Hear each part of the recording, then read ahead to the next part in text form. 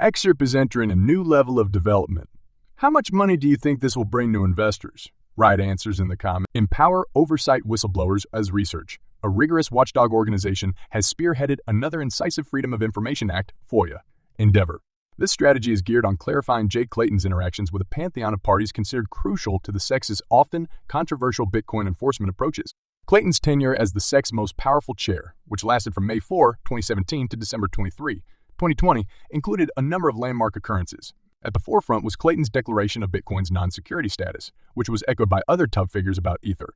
Bill Hyman delivered his notorious lecture in which he claimed that ETH is decentralized and so does not qualify as a security. Hyman's speech disregarded the advice of other authorities, as revealed in the legal dispute between Ripple and the SEC. These statements have a significant amplifying impact on the value dynamics of these digital assets.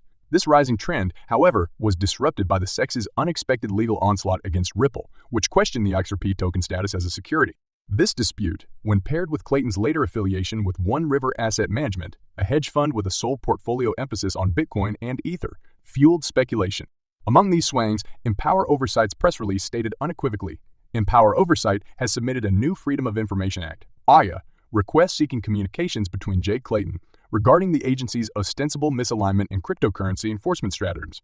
Empower Oversight tries to dramatically widen the nexus of persons possibly enmeshed inside Clayton's contact environment in the convoluted build of this newly minted FOIA petition, aimed at Raymond Mcinerney, the SEC's main FOIA custodian. The list, whose names range from Jasmine Burgess to John D'Agostino et al., attempts to crystallize any underlying conflicts of interest entwined within Mr. Clayton's SEC stewardship. The whole issue has not gone ignored by cryptocurrency stakeholders. When I first raised the huge conflicts of interest, I was called a conspiracy theorist by many in the industry, said renowned proc-serp attorney John E. Deaton via XAU, previously Twitter. Empower Oversight found emails demonstrating Hyman violated 18 UC 208 on many occasions with Clayton's full knowledge and implicit permission. Is Empower Oversight a conspiracy theorist as well? Let's not forget, Clayton was the only commissioner who saw and read the draft speech before it was delivered, Deaton said. Hinman did not send a copy to Hester Pierce. That's correct, crypto. Mom was not informed about the most important speech in crypto history. Ripple is determined to win the legal fight with the U.S. Securities and Exchange Commission, SEC. As a result, the corporation just engaged a well-known lawyer to assist in that aim. James K. Filon, a defense lawyer and former federal prosecutor, revealed on X Twitter that Rahul Mukhi would defend Ripple and its CEO Brad Garlinghouse in their current dispute with America's securities regulators. Mukhi has extensive expertise in the area, having worked as an assistant United States attorney from 2010 until 2016. He eventually became a lawyer and partner at the multinational legal firm Cleary Gottlieb Steen Hamilton legal firm, Cleary Gottlieb Steen Hamilton LP. Mukhi has overseen major cases including financial and tax fraud, public corruption, cybercrime, money laundering, and organized crime during the last decade. The legal conflict began in December 2020, when the SEC filed a complaint alleging Ripple of trading billions of dollars in XRP as a securities without registering with the commission.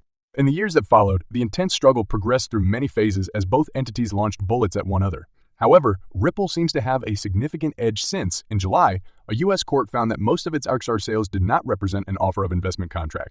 In the continuing legal struggle between Ripple and the U.S. Securities and Exchange Commission, John Deaton, a major XRP supporter, has shed light on possible conflicts of interest and regulatory capture that may have impacted the SEC's decision to launch legal action against Ripple.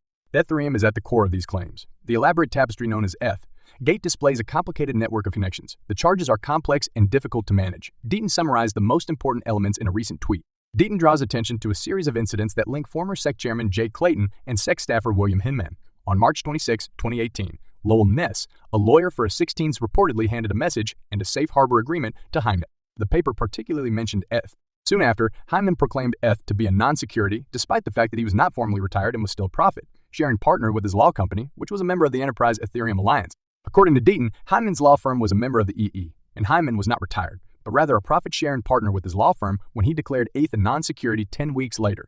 Furthermore, Deaton claims an obvious conflict of interest with Clayton's legal firm representing Joseph Lubin, ETH's co-founder and Consensus, a significant ETH holder and booster. Deaton points out another possible conflict. Clayton's firm also brokered the merger between Quorum and Consensus, using the Jeepin coin, a direct competitor to Ripple and XRP. The participation of Joe Grunfest complicates things even further. According to Deaton, Grunfest was an essential element of the aforementioned working group, and he had communications with Ethereum founders as early as 2015. Deaton quotes Grunfest as saying, he said XRP should not be treated any differently than ETH. Grunfest suspected the widespread evacuation of Clayton, Hyman, Berger, and others.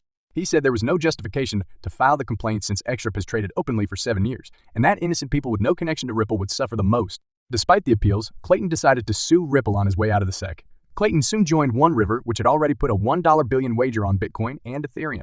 Returning to Hyman, Deaton notes that Hyman returned to his e-law firm $15 million richer after less than 3 years at the SEC and then later became partners at S16s with the same people who helped put that list together, asking for the safe harbor for ETH. Furthermore, Deaton doubts Hyman's compliance with directions, alleging that his own SEC emails prove Hyman ignored that instruction and violated 18 U.C.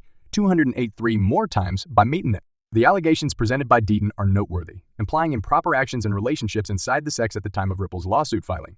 As of the publication of this article, neither the SEC nor the parties implicated had issued any formal remarks in response to Deaton's charges. With the second deadline for the U.S. SEC's spot Bitcoin ETH set for the third week of October 2023, the focus is now on other important events affecting the crypto market. On September 27, 2023, at 10 a.m. Eastern Time, U.S. Securities and Exchange Commission Chair Gary Gensler is expected to testify before the House Financial Services Committee on the agency's supervision. Members of the committee have a history of vehemently opposing Gensler's ideas, particularly on the crypto regulatory framework. In an April 2023 hearing, Committee Chairman Patrick McKentry questioned the Commission Chair if Ethereum, ETH, was a security or a commodity. This might be a topic of discussion again at the forthcoming hearing in the context of the XRP lawsuit judgment, which classified token sales to regular customers as not securities. The Bureau of Economic Analysis is scheduled to issue the Personal Consumption Expenditures (PESI) price index data for August on September 29, 2023. Ripple will hold the proper party in New York City on September 29, 2023. It will be a communal celebration of liberation from legal difficulties as a result of the recent partial success in the SEC litigation. While the event has no direct influence on XRP demand and supply, it may have an effect on market mood. Furthermore, it is likely that the corporation would make no major announcements during the event. Participants in the cryptocurrency market have recently begun debating Ethereum Gate, which alludes to the U.S. Securities and Exchange Commission's SEC, purportedly favoring the Ethereum Foundation. With XRP attorney John Deaton admitting that he has seen papers relating to the alleged wrongdoings, it is thought that these revelations are just the beginning of a lengthy, drawn-out exposure. The discussion around Ethereum Gate heated up when Steven Nureyev, an early advisor at the Ethereum Foundation, said in a September 17, 2023, tweet that members at the foundation were concealing the true number of ETH purchasers during the cryptocurrency's 2014 initial coin offering, ISO. Previously, CoinGate revealed XRP lawyer John Deaton's disclosure that he has seen some of their receipts that might reveal the truth about the ISO figure. While consenting to examine the data, the lawyer allegedly alluded to Ethereum when he said that he could not release the identities due to attorney-client privilege. This suggests Nureyev signed an engagement agreement with attorney Deaton. This may imply Deaton defending the former ETH advisor in court if necessary. Another attorney, Fred Rispoli, explained that the attorney-client privilege might have far-reaching consequences. He cautioned that the collaboration might have far-reaching consequences, predicting very big things to come. Is Nureyev suing the Ethereum Foundation over the framing of fraud charges? Attorney Deaton is well known for his belief that the U.S. SEC backed Ethereum while making the Ripple project a scapegoat in its legal efforts. As a result, a lawsuit on Nureyev's behalf might be filed in the coming months. Blockchain, the breakthrough technology powering cryptocurrencies, has prepared the path for a decentralized financial environment. However, the absence of a defined regulatory framework has often been a cause of friction between blockchain enthusiasts and regulatory organizations. A recent skirmish in this continuing war was observed when Ripple's chief legal officer, Stuart Alderodi, and XRP supporter, John E. Deaton, turned to social media to call out SEC chair Gary Gensler on his anti-crypto beliefs. Their claims followed Gensler's appearance on Bloomberg, in which he urged for the application of securities regulations to cryptocurrencies in order to avoid fraud and manipulation. The critique comes at an opportune moment, since the crypto sector, represented by companies like Ripple and Coinbase, has been aggressively pursuing regulatory clarification in the United States in order to stimulate innovation and investor protection. Alderodi emphasized Gensler's inconsistency, accusing him of ignoring court rulings and harming the drive for regulatory clarity. Deaton, on the other hand, expressed similar worries, underlining the necessity for investor protection against the SEC's anti-crypto stance and hypocrisy. The debate goes beyond words. Deaton, who represents a sizable number of XRP investors, is a powerful voice in the crypto legal sphere. The issue sparked more discussion in the crypto community, with Steven Nureyev, an early Ethereum advisor, remarking on the $19.02 trillion loss of U.S. family wealth during the housing crisis, which occurred under regulated institutions. He hints at irony by doubting the efficiency of legislation in protecting individuals against fraud and manipulation. Furthermore, Deaton plans to have Nureyev on crypto law to shed light on Ethereum's initial coin offering, IU poll, and potential SEC misconduct. In another layer of complication, federal courts have labeled the SEC's allegations in previous cases as arbitrary and capricious, with Judge Nepern in the Ripple case labeling the SEC's conflicting stances as disingenuous.